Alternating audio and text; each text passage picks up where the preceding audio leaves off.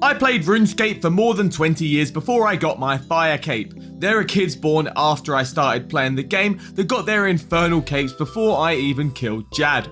I've always loved playing RuneScape, but I was stuck in the mid-game for over a decade. There were a few major things that halted my progress. Being too scared to even get started or letting nerves get the better of me mid-fight were huge issues for me. I'd always let minor setbacks put me off trying things again, and I had a general fear of anything group related.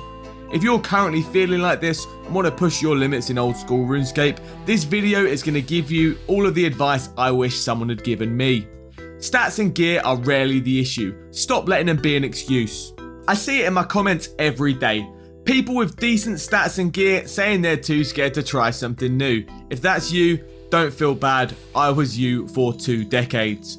I was scared of wasted time and effort. I didn't want to sink hours into trying something new, wasting all of my GP on expensive supplies and dying with nothing to show for it. The Fight Caves is a perfect, relatively early game example of content that people are scared of and they shouldn't be. But when I was learning, I was absolutely intimidated. The pressure during the waves would cause me to make stupid mistakes, or that moment of doubt when fighting Jad would cause me to miss that prayer switch and send me right back to the start. Sure, not being able to execute the mechanics as required is technically what got me killed, but there was an underlying pattern here. Panic and fear were the main things holding me back from being able to perform, not stats, gear, or knowledge of the content. This can be true for any content in the game. It's the same reason I wouldn't tackle tough quests like Dragon Slayer 2, Desert Treasure 2 or Song of the Elves, and why I was resistant to learning any bosses that would help me build up my bank account.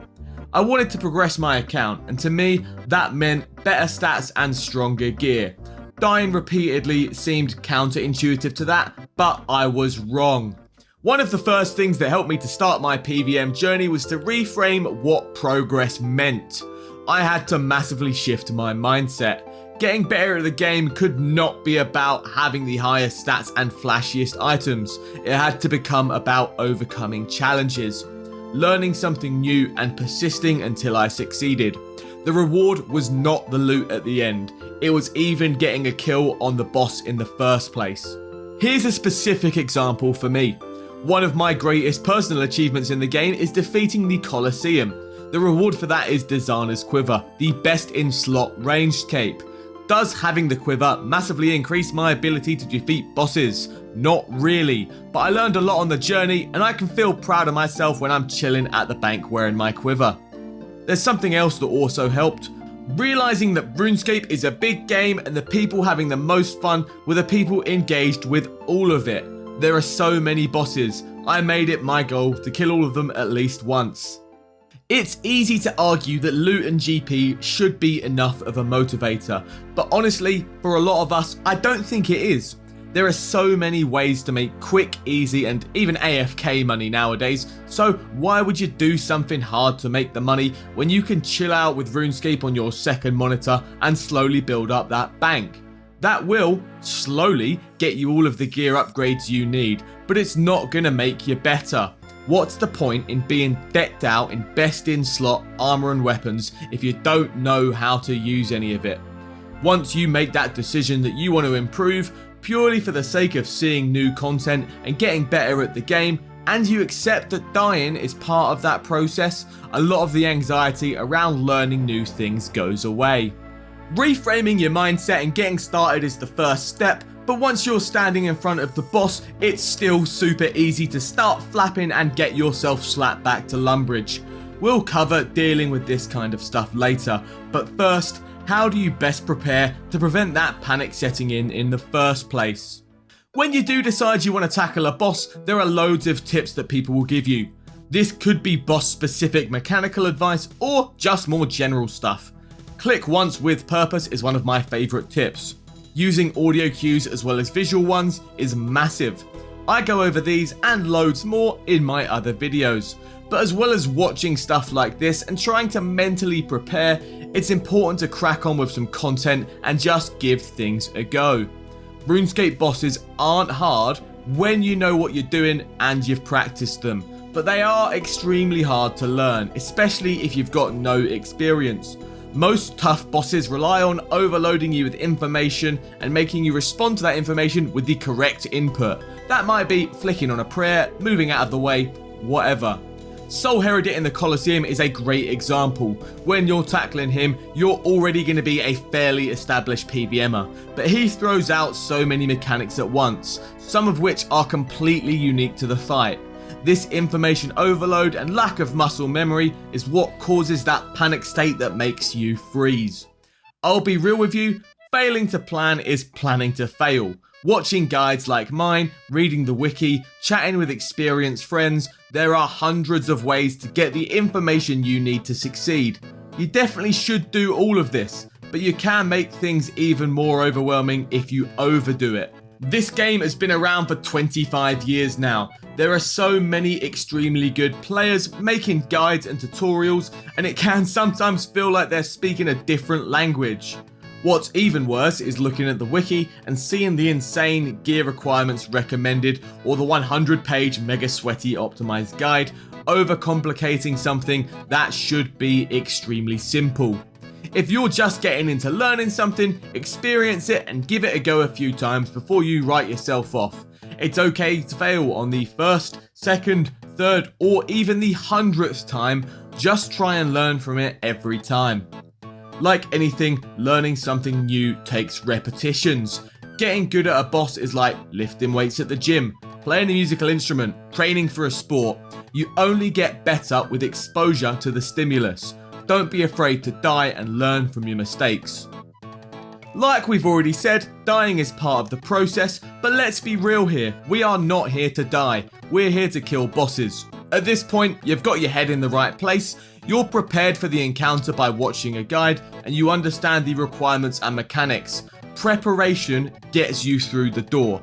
But even the best plans do not always survive contact with the enemy. What happens when you get in the fight and freeze? When you've done your prep for a fight, you'll hopefully have gained a bit of knowledge on the most likely things that are going to end up getting you killed. When shit hits the fan, focus on those. I'm going to use Jad as an example again. Is it annoying if the healers heal him up because you haven't tagged them fast enough? Yes. Does it kill you and cause the hour of your time spent grinding through the waves to go to waste? No. In this scenario, missing a prayer at Jad is lethal. Forget about the other things that don't matter so much.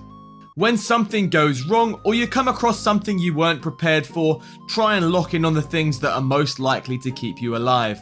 I've used Jad again as he's such a relatable example, but this applies to any fight in the game. Watch a guide, see what the most punishing attacks are and deal with them. You can iron out any creases with the more forgiving mechanics later. We are not going for perfect kills yet. Talking yourself through the process is a massive tip to help stay cool.